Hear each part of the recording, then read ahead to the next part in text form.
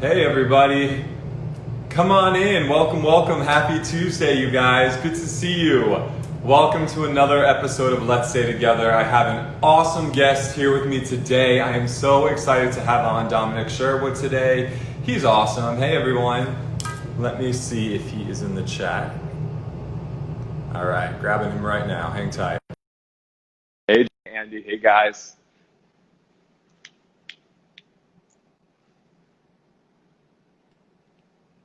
Hey Tommy, how are you? Hey Dom. I'm good. How are you? I'm very well. Yeah, thank you very much. Let me see if I can It's angle all, it. Sorry, yeah, get the angle all right and make sure I'm all good. Thank you for coming on the show, man. Oh, thank you for having me. How are you? Where are you? Where are you? I am based in Manhattan.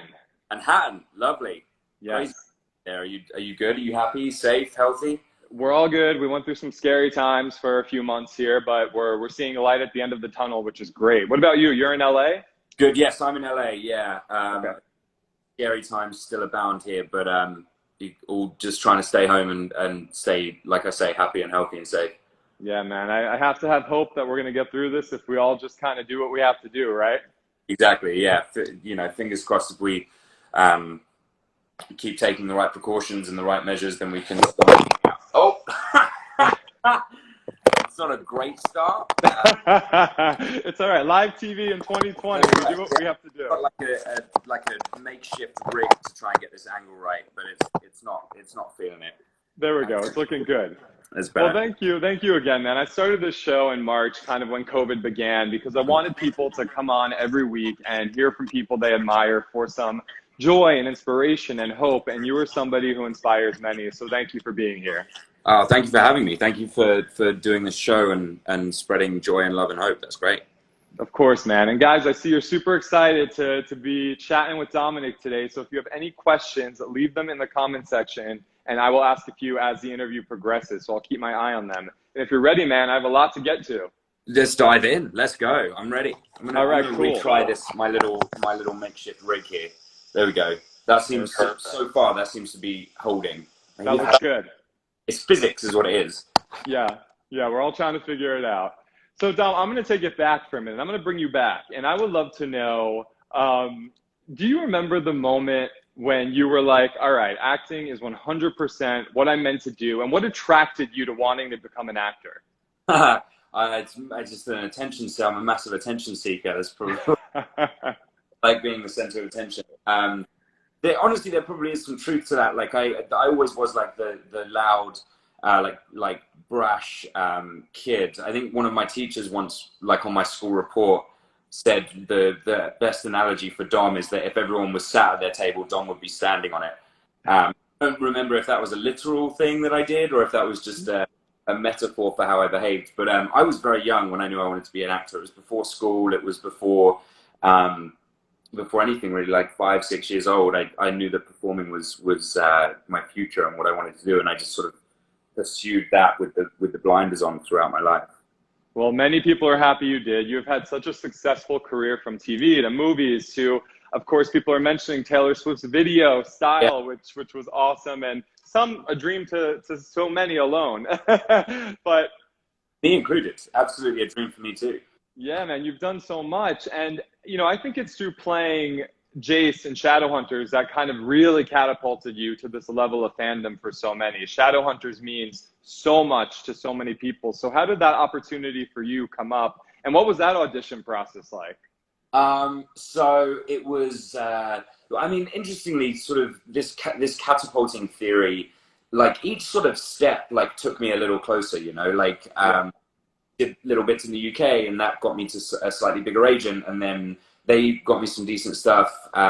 We got some stuff together, and then I did Vampire Academy through that, which sort of introduced me to the world of what a fandom could be, and then I moved on from there. And Taylor's video was another sort of little catapult, and then from there was, like you say, Shadowhunters and so on and so forth. And that audition process was one of those ones where it's like. It's not so much a thing now with streaming services and stuff, but there used to be a period of time in the year called pilot season, which is when all of the TV shows like try to get their cast locked in place for their season for the rest of the year. and it was right at the end of a pilot season, and I'd like met a few people for things, but nothing had worked out. And I remember in my head just being like, man, I need a job. Like, I really need a job. And then Shadowhunters fell in front of me, and I was like, not only is this a really cool project and a really cool character and something that I would love to be involved in, but sort of got myself in that mental place of like, I'm getting this one. Like, I need to get this one. I'm running out of money. So I'd like have no choice but to get this job. And I went and I met the guys, and it was Ed Decter, who was our original showrunner, Michael Reese, one of our writers, producers, and then the casting team. And I met them, and it's one of those, you didn't hear anything for ages, and you're like, oh, well, I guess that one's gone. And then they called me back in for the test process, which I didn't really understand. So I tested with a girl who they were looking to be Clary, and that didn't work out for whatever reason. And you could kind of tell that it wasn't working, like in the room, you could kind of tell that there was something a little off. And I thought it was me. So I was like, oh, well, I don't think I'm gonna get this one, because you can kind of feel, anyone with a sense of empathy can kind of sense that there's some sort of that's not working. And I thought that was so I remember calling my manager, Rob, afterwards and saying, oh, mate, I don't has gone my way, unfortunately. And it turned out that they fortunately for me did quite like me, and the girl wasn't quite the fit that they were looking for. Not that she was in any way bad or wrong for the part, it just wasn't quite exactly right, the right fit. So I got offered the part, and then I didn't know what to do, because I was like, well, there's no fairy yet. Like, what's the next step? Like, what do we do? And then I got brought in to read all the fairies, booked it, which was great, because I'd known that for a while before. So it was, a lovely sort of rounding out to that story. When you walked on to that set the first day of filming, did you have any sort of feeling that this was going to be something pretty big with the fans, or were you kind of like, it's a job, let's see where it goes? You do kind of know, especially because it was based on books, and the books were so successful. And then there was the iteration of the movie beforehand as well that was quite successful as well. So this is sort of the third attempt at telling this story. So it was a combination of excitement, because I kind of felt that there was a lot of expectation around this project. And also a lot of anxiety for me, because I don't want to mess it up. There's so many people, especially with book characters, and I said this before. When you read a book, no matter how descriptive you are about a character, each reader has a different image of what that character looks like. So there's a way that you can please everyone. The millions of people who love Jace from the books. There's just no way that because no matter what I do, I'm going to look like me. So there's no way that I can match the physical depiction that different people had in their imagination of Jace. So, all you can really do at that point is just trust in the writing and trust in the creative teams around you, from the actors to the producers to directors, and just hope, you do your best and hope that people enjoy it. And, still to this day, I hope that people did and do. Well, I think it's a testament to the job you guys did with being books and the movie and everything else out there. It still was a massive hit. So clearly it didn't matter what had existed in the past. It's what you guys created that resonated with so many people. People are going crazy in the comments about this show. So what is it about the series that attracted such fandom, do you think? In my opinion, the great thing about it was the plethora of diversity that we threw into it. Anything from sexuality to relationships to working conditions to race. That, like, everything was kind of encapsulated, and we covered a lot of stories in kind of a magical, supernatural way that were actually grounded in the life of every day. So I think that was something that was really really important when telling a story like this. That no matter how fantastical and supernatural we get, everything is really based in reality. And the writers, all of the credit goes to them for that, because the choices they made within the story are all based in reality and real situations. And I think a big thing with something like this is to portray hope and happiness, no matter what your background or your creed or ethnicity or whatever it is. There is, whatever the challenge is, it can be overcome sort of with unity and love and togetherness.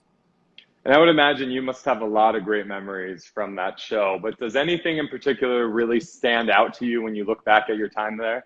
You know, and it's such a cop out because it was the last thing we did, and it's so easy to just be like, oh, the last scene we ever shot was. So the way it worked out, completely by accident, because we knew when we went back in, we did 20 episodes in season 3, and then the show, the powers that be brought the show to an end, but we were very fortunate in that we were given 2 episodes to round out the entire show, which is it doesn't happen very often. We knew that at the end of that was going to be the end. We had the wrap party in the studio, you know, in this place that we'd all worked with each other for 4 years. It was really incredible. And the scene that we did, just completely by accident, happened to be the Magnus and Alec wedding, which not only was a very special scene for us to film, because we all, not only as actors and as cast members, but as fans ourselves of the show, we've been following this story the whole way through, with bated breath, hoping that they ended up together. Which, of course, you know, can you imagine if they ended up not doing? Like, it would be terrible. But the really nice thing about that is because at the wedding we had all of the characters that we'd ever had throughout, even almost all the way back to season 1. You know, all of these people that we worked with, we were all together for this one sort of momentous moment, which was really lovely. You know, we got to all celebrate it together. And you know, I'll never forget Silic, our first AD, who, again, because this is the other thing, a lot of the crew members who've been with us since season 1 were all there as well. And Silic was our first AD all the way back since the beginning. And it was his job to say, and ladies and gentlemen, that's a wrap on Shadowhunt. It was a really, like, bittersweet sort of profound moment. Wow, not only is it over, which is really sad, but also, like, look at what we achieved. Like, look at what we did. It's a really special thing, and something that I will be proud of having been a part of for the rest of my life. Yeah, it means so much to so many. And let me tell you, you guys put in the work. Like, the amount of emotions in one episode and the physicality of it in one episode, let alone the series. I mean, you guys hustled. You worked hard to create a beautiful show. Yeah, you know, we did. We put our effort into it, of course. And again, you know, a cool thing. Sorry, my dog is right by my feet and he wants attention, so he's like, oh. I'll be done soon, I promise. A good thing to remember with attitude on a set is it's never really laid out. I mean, it does sort of trickle down a little bit. You know, if the lead actor isn't professional or isn't, you know, the cheery person that they need to be, then that will trickle down and that'll affect everyone. But it also works its way up. You know, the crew, the attitude of the crew really does define what the attitude is on set. And we had just these, like, heroic Torontonian crew members from every and all department who worked, you know, remember that, like, hair, makeup, wardrobe is costume. I was going to say costume. So it's only been my job for 10 years. But, like, grips, set decks, production, directors, they all come in 2 hours before the actors and they don't leave 2 hours after us. And they don't have a plush little trailer to go to at lunchtime. You know, they grind and they work their absolute asses off. And for them to have a positive attitude at all times really does make the difference on set. So it would, you know, it's impossible for me to contemplate coming in and not putting in the same level of work that the team around me did, because they're so incredible. Well, that's nice of you to say, because it's true. The people behind the scenes, even the shows I'm a part of, they make it happen. So we know that well. Let me get a couple fan questions in. People are so excited you're on here, Dom. One question, and guys, I'm so sorry your names go by so fast, but I got the question. It was, where would you have liked to see your character go next? Yeah, there's a lot of speculation about what would have potentially happened, and I think over the course of doing interviews like this after the show has rounded itself out, I've kind of fine-tuned an answer. I think what would happen personally is the new sort of, like, group of Shadowhunters, because Alec is off with Magnus and is now the head of sort of the Shadowhunter world. He's our sort of king's the wrong word to use because Matt will take it to heart and I'll never hear the end of it, but like our leader. And I think then, because Jace by his own admission, is always a soldier. That's always what he's going to be. You know, when he got promoted to the head of the institute, he knew that that wasn't his place. That's not his piece of the puzzle, so to speak. So I think what would happen is Jace, Simon, Clary, and Isabel would be the four new sort of leads, like the alpha team of the Shadowhunters, and they would just sort of continue on, like slowly saving the world. Over the course of the show, it became very apparent very quickly that like there's always something. There's always something. So I think without a team like that, that world would crumble very quickly. Very, very cool. And let me get in one more for right now, and that is, if you could play any other character on the show, who would you play? Oh man, see, that's a tricky question because everyone does such a good job, and there's no way I would want to try and step into someone else's shoes and perform the way they perform, because I'd never do as good a job as them. But maybe I always jokingly say that Izzy would be the best one because she has the best costumes. But I think in reality, something like Valentine, like playing a bad guy, like with having moved on to sort of playing a quote unquote bad guy in Penny Dreadful, because he is a bad guy in Penny Dreadful, but also has little sort of weird layers to him. But I think something like Valentine would have been cool. Playing a bad guy is always good. I remember when I was in school, and I was probably about 10 or 11 years old, and I got cast in the school play as the bad guy. My acting teacher, Tom Waits, who's actually still a very close friend of the family, took me aside at that point and said, was it Tom Waits or was it Mr. Doesn't matter. You don't know who any of those people are, but they were both like starting points at me for my career because they were such inspirations. But he took me aside and he went, just always remember the bad guys get the best costumes, and then walked off. And I was like, sort of thought through it, and at the time it was like the Batman like franchise, the Tim Burton franchises through like Batman Forever and stuff, and that's what I thought of. And I was like, yeah, Two-Face's costume's really cool. I like that one. Okay, great. I'm into it now. I like that idea. Valentine, because of the costume. That's awesome. Yeah, there's something definitely a lot of fun about playing the villain. I had on Lana Parrilla from Once Upon a Time, and she plays the evil queen, and she plays that role flawlessly. And we were talking about how much fun it is to play, the bad guy or girl. Yeah, that's awesome. And before we move on to some other things, the last kind of question around Shadowhunters, and you mentioned this earlier, but the show touched on really important issues in this supernatural world. It made it very humanized, like race relations, like you said, sexuality. So as an actor, on this show, what did it mean to you to be part of those conversations that really, speak to so many young kids who are watching as well? Yeah, no, absolutely. I think the number one thing that I learned through all kinds of facets, not least of which poor behavior on my part, which I'm sure a lot of people know what that is education is so key. We're seeing that more and more with everything that's going on currently and right now.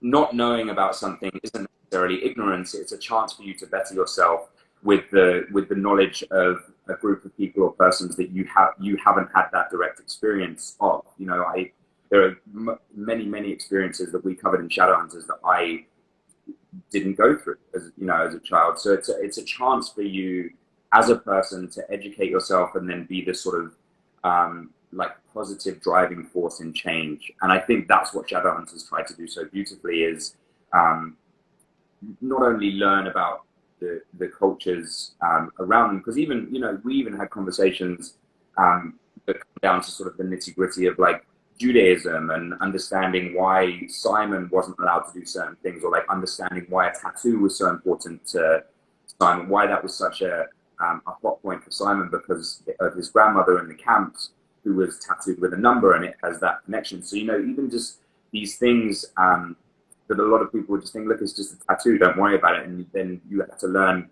a little more about that person's story to understand why there is a grievance there. So I think that's what Shadowhunters did 4 years, and I miss saying the titular name. So I think that's what they did so well is understanding and learning and presenting informed stories that were, for the most part, for the benefit of the viewers and the world around. Well, and Dom, I think that's something you do really well too, is you have a big platform and you use it for so much good, right? You post about things that matter, whether it's, you know, telling people that men really shouldn't be dictating the laws of a woman's body, or talking about bullying or systemic racism, or you just did a great post for Pride Month for the LGBTQ plus community. So you put out messages that matter personally, which I think inspires so many people, and not everyone does that. So why is it important for you to do that? So it's sort of, well, first of all, like, as you say, I think having a platform like mine, which actually is sort of relatively still fairly minimal, it's, you know, a lot bigger than, you know, my friends back home who are builders and whatever. I think when you have a platform like that, there's a real responsibility, because it's not just like, oh, look, it's really exciting, I've got X amount of followers and whatever. You, in theory, have people, you have sort of a captivated audience, and I think it's same as telling the story like Shadowhunters or any story. It's important to use that platform, in all cases, to be the betterment of society, if you can. And that, again, that's just my opinion. Maybe it's incorrect, but as many fingers and as many pies of positivity as I can, I'm going to keep doing that, because, you know, anti-bullying has always been a big one for me. He's drinking. I know, good boy. These little barks. Anti-bullying has always been a big one for me. And, you know, then Danny asked me to help out with Juntos Costa Rica, because there's stuff going on in Costa Rica. And again, it was an opportunity for me to learn and read about things in depth that I didn't know the direct information for. Then each topic is sort of more individual. You know, when it comes to pride, for example, some of my dearest friends in the world are members of the LGBTQ plus community. And it would be selfish of me to not support them in everything they do, because that's all they do for me. They support me and hold my hand and make me a better person just by my interactions with them. And not because, you know, they're gay or trans or lesbian or whatever it is, not because of that, just because they're good people. So if I can support their cause, that, you know, separate and to our friendship, then of course I will. And a similar thing with the Black Lives Matter cause. You know, it's, again, important to raise a lot of awareness. It sort of started when I went to the first protest here and was listening to a lot of people tell these stories, these empowering, passionate stories. And then it dawned on me, like, I do have this platform, that all that gets reported on is the bad stuff. It's like the riot, stuff like that. And that was kind of the case. So that's when I started, and I went around and I asked people, you know, I've got a bit of a platform, would you mind if you told me your story and I put it on my Instagram, so people see that this, you know, this is about peace and it's about change. I said absolutely, and, you know, I did that. It's individual, you know. I think making a difference necessarily so much about making these grand gestures as it is about when you see a need. When you see a need that needs filled, you take action to fill it as much as you can. Maybe. Yeah. I don't know. Yeah, no, for sure, man. I really commend you for that. I think it means so much to so many people who those, you know, individual issues affects. And like you said, just putting more out there is never a bad idea. It can only help. Yeah. So I think that's really cool that you do that. Switching gears for a minute now, I want to talk about Penny Dreadful. Yes. And people are loving that show. I think the season finale just aired, correct? It aired, yes, on Sunday. Yes. Now, this is the because yes, of course, I would love to talk about Penny, but I think airs tomorrow in the UK. So I'm going to try and spoiler free as I possibly can. I mean, there's definitely some stuff that I've already said out there on the internet, but as long as I don't spoil the ending of episode 10, I think I'm in a good stead. Okay, cool. No spoilers, but tell me about the show. You know, for everyone watching, a few people, because you mentioned Penny earlier, and I guess a few fans haven't checked it out yet. So what is the show about? Tell me about your character, and tell everyone why we cannot miss this show in quarantine. Well, again, this is what's so interesting is, and this one this really hits the nail on the head with the social allegory, the exactly what's happening in real life being reflected in the TV show. Very much so. It's set in 1938 Los Angeles, and the two sort of overriding stories are the racial unrest between Mexican Los Angeles and white America, which was then very poignant, and obviously still now we have some real steps to make for positive action to be taken. And then the other side of the story is the influx of Nazi Germany into Los Angeles. And what the number one thing that I thought was so interesting because of my character and where he goes in the story and what his function is in the story was that a lot of this is based directly in real life, which I didn't know. I didn't know that the Nazis did have their sights on Los Angeles, and they wanted to take over the movie theaters, and they wanted to take over the ports, and they wanted literally to have his eagle's nest in the hills in Los Angeles, because he wanted it to be the first breaking ground for the new America, and they ideally wanted it to be New York. But as they say in the show, New York was run by the Jewish community, so that was never going to work for the Nazis, obviously.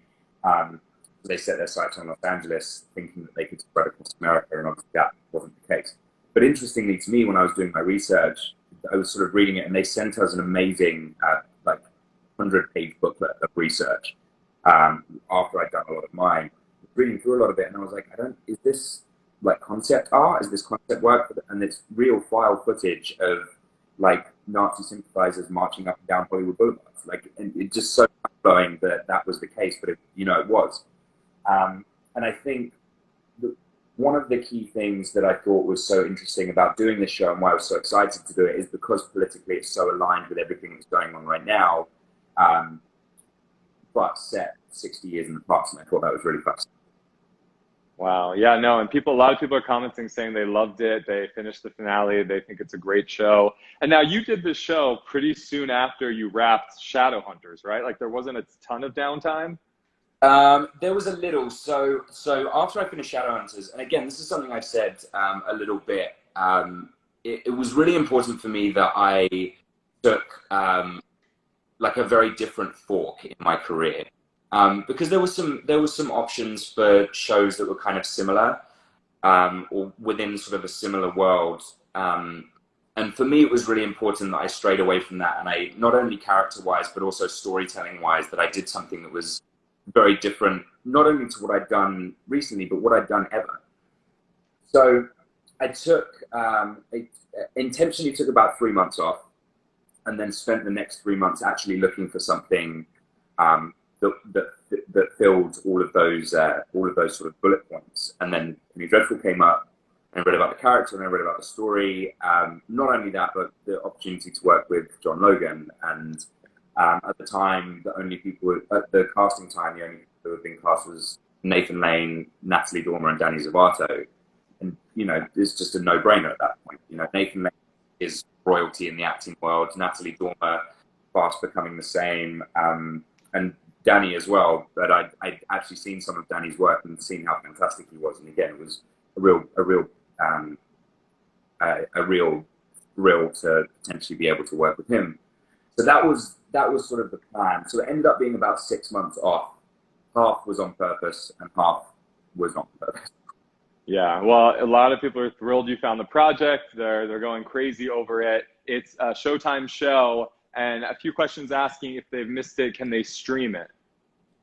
I would imagine so. Yeah, I don't know. Let's look. I think you can get it. I'm going to flick my TV on right now and see if it's on there. I'm pretty sure you can get it on the Showtime app. Yes, I think you're right.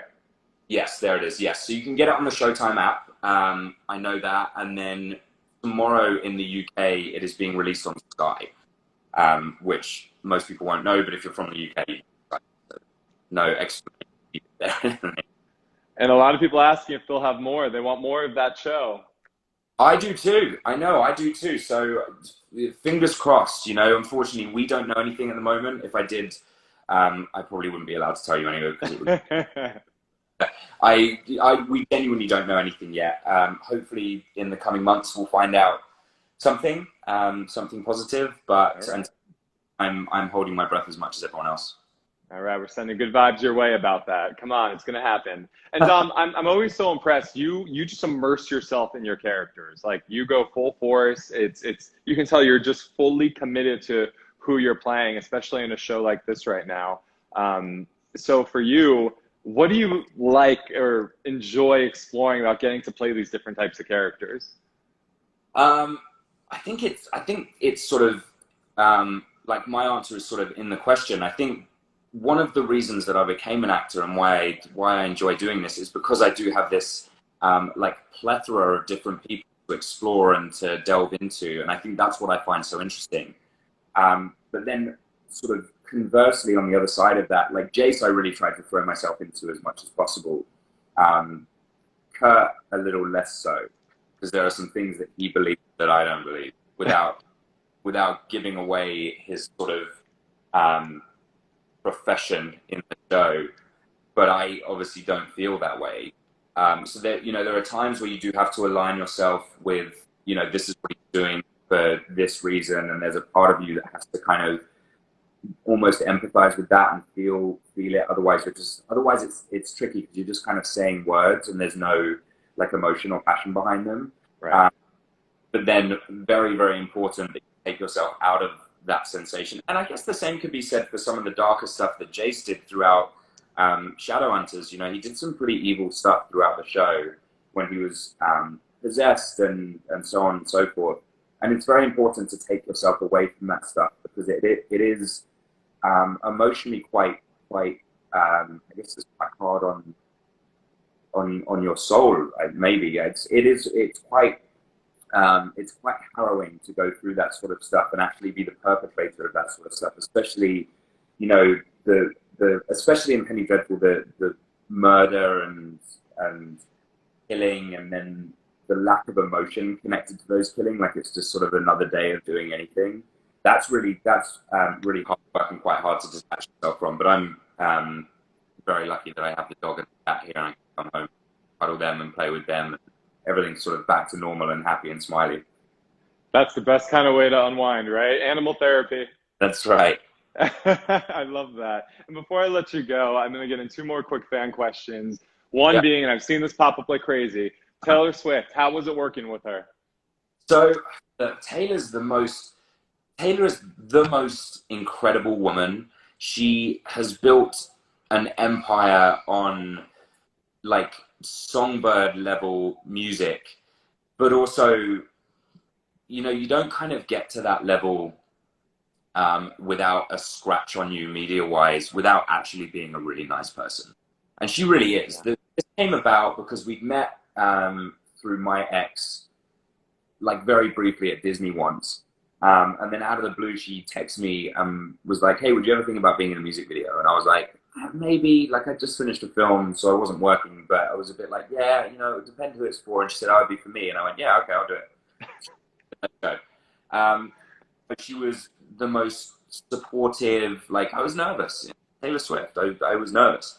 And she was really supportive and friendly. She knew the crew's name. She was a real, which it sounds like such a silly thing, but it's not something that happens all the time, and it is a really important thing. And she was such a light to be around. And I imagine still is. We haven't spoken in a while, but it was just such an amazing experience. And she's such an inspirationally amazing young woman that I can only wish her the best and thank her for setting my career in the right direction. Yeah, and it was a great video. So there you go. I did a lot of that. So Kyle Newman was the director, and the concept of like mirrors and reflections and projection and stuff like that was not only sort of his brainchild, but he actually did it all. Like, it was all, the only thing that was green screen was the mirror in front of our faces that had each other's faces in them. But everything else, the projection, all of that was all physically done on set. It was absolutely incredible. That's so cool. That's amazing. And the last fan question, a lot of people were wondering with Kat, is it true you helped, cast her in the show, and are you guys still close? We're still close, yeah. I didn't help get her cast in the show at all. No, it had nothing to do with me. She came in and did her audition, and the producers and the team liked it. It had nothing. We don't have any input. You know, at that point, I was just trying to do a good job in every audition, so I didn't like, realize actually he sucked. We should hire a new Jace as well. I was just trying to fire at that point. But no, did it all on her own. It had absolutely nothing to do with me. Nice, nice. Yeah, that question came up a bit, so happy you cleared that up.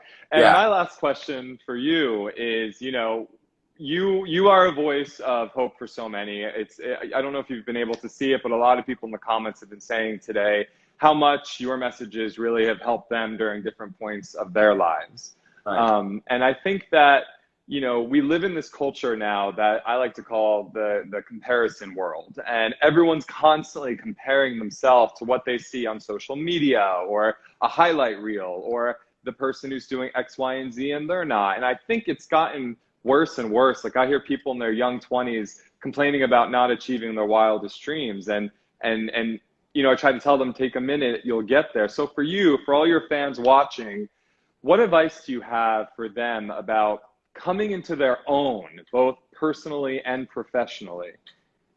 Yeah, tough, isn't it? Because you know, even I do that. I do that where I look at like the actors my age who are achieving so much more than me. The sort of the Nick Holt's of the world. There is always a part of you in the back of your mind that thinks, why aren't I doing that? Why aren't I in that? But then, and Alberto told me this when we were talking about this one day.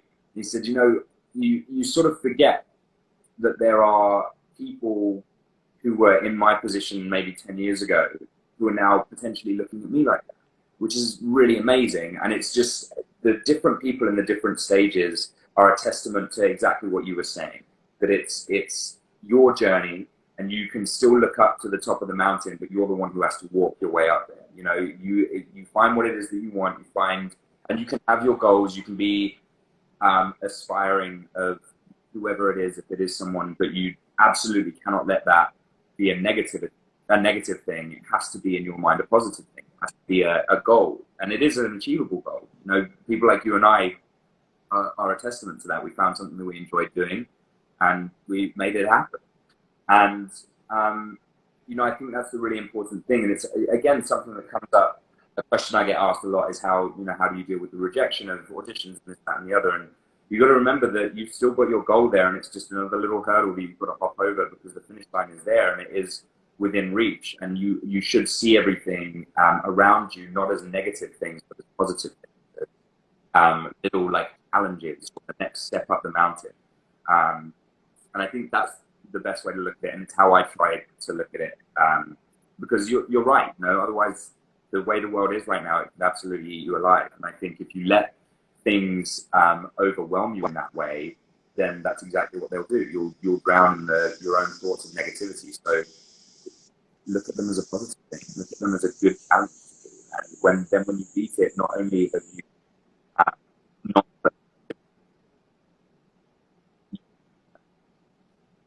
that step forward, goal.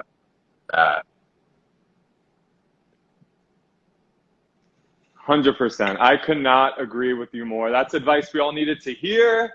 That's the perfect send-off for today. Dom, I think you are such a kick-ass person. I love everything you stand for. You are beyond talented, and it was such a pleasure having you on the show.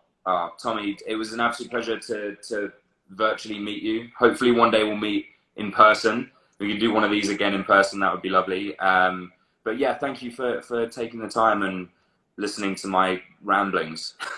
It was perfect. Thank you so much. Everyone is so excited you joined today. Stay safe, stay healthy, and until we meet again. Until we meet again, my friend. Bye-bye. All right, take care.